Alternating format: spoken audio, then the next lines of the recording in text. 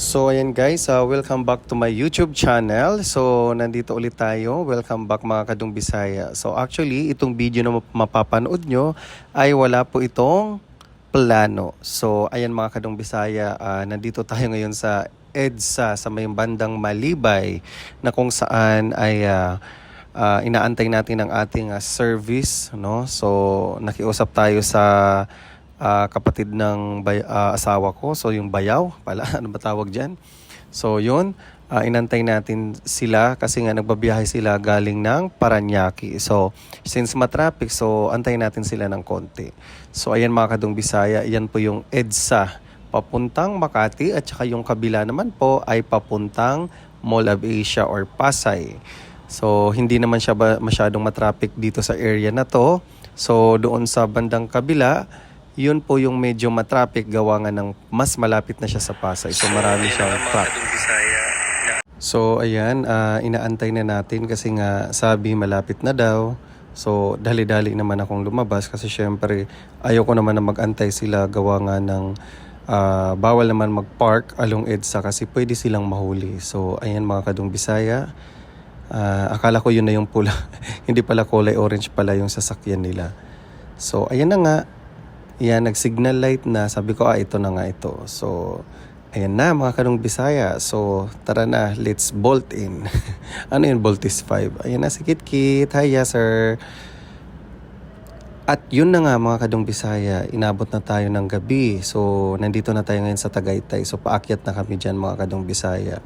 So, naabutan na tayo ng gabi. At least natuloy siya, di ba, nang wala sa plano. Kasi minsan, pag paplano, hindi siya natutuloy gawa nga ng busy na or mas maganda yung on the spot.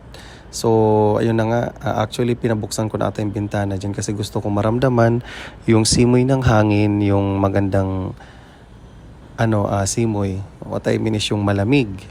Kasi yun talaga yung pinunta ko dyan. Actually, hindi nga ako nagdala ng jacket dyan mga Kadung Bisaya kasi yun talaga yung hinahabol ko.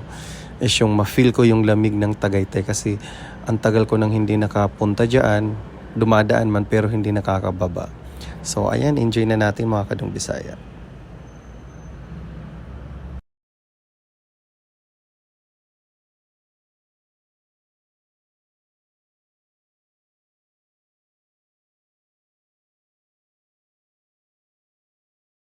So ayan, yung nasa may bandang kabila, yan yung nasa left side. So dadaan na tayo ng Sky Ranch dito sa Tagaytay. So, ayan mga Kadung Bisaya, makikita nyo, napakaliwanag, no? Mas maganda talaga siya pag gabi kasi makikita mo rin yung view niya. Hindi naman view sa gabi. Kasi syempre pag mga ilaw maganda tingnan, so nakakaakit sa mata. Pero pag sa umaga naman siguro, pag day, yung view naman ng Taal Volcano, yung makikita mo dyan, yung buong Tagaytay talaga.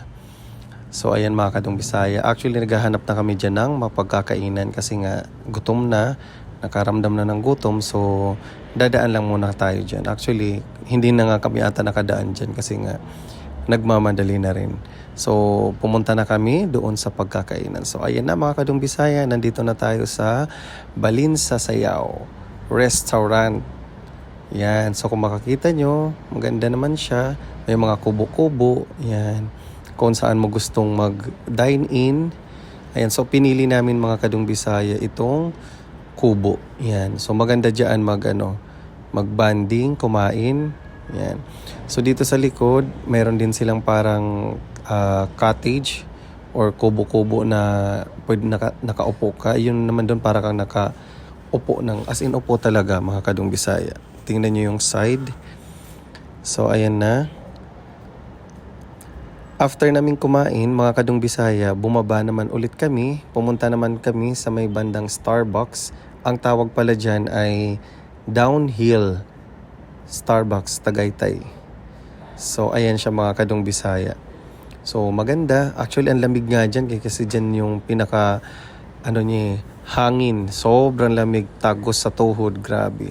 Pero, sulit naman. Hi guys, thank you for watching. And salamat guys, thank you so much. Hanggang dito na lang.